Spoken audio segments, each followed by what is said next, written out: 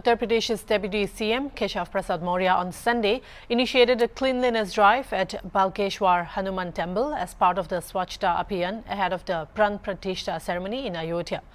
On Swachhta Abhiyan ahead of the Pran Pratishtha ceremony in Ayodhya, UP Deputy CM Keshav Prasad Maurya says one of the leading figures in the Ram Temple agitation, Paramhans Ramchandra Das Maharaj, would often come and stay here to lobby for the Ram Janmabhoomi Temple case hearing. On 30 December, PM Modi called for Swachh Mohalla, Swachh Gram, Ayodhya Tham and Jai Shri Ram campaign from Ayodhya. PM Modi kick-started his campaign himself from Panchwadi, where Lord Ram stayed the longest during his years in exile, he added. Balkeshwar Hanuman मंदिर जो प्रदेश की राजधानी में बहुत स्थित है और बहुत प्रसिद्ध मंदिर है, श्री राम जन्मभूमि आंदोलन के जो मुख्य पैरोकार या मुख्य उसके वादकार परम पूज्य परमहंस रामचंद्र दास जी महाराज कई बार मुकदमे की पैरवी के लिए आते थे और इसी मंदिर में रुक करके वह पैरवी करते थे। देश के आदरणीय प्रधानमंत्री माननीय नरेंद्र मोदी जी 30 दिसंबर को अयोध्या धाम से आह्वान किया था, स्वच्छ मोहल्ला स्वच्छ ग्राम अयोध्या धाम जय श्री राम। इस उद्घोष के साथ उन्होंने पंचवटी, जहां भगवान श्री राम ने अपनी कुटिया बना करके एक तरह से अग्रिम छावनी जो उनके राज्य की सीमा की होती थी, वहां रह करके राक्षसों से राष्ट्र की रक्षा करते थे।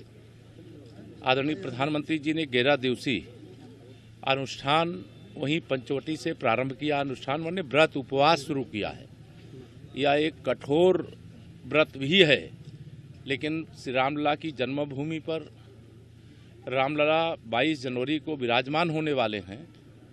प्राण प्रतिष्ठा के यजमान के रूप में उनका आगमन, माननीय प्रधानमंत्री जी का आगमन हो रहा है।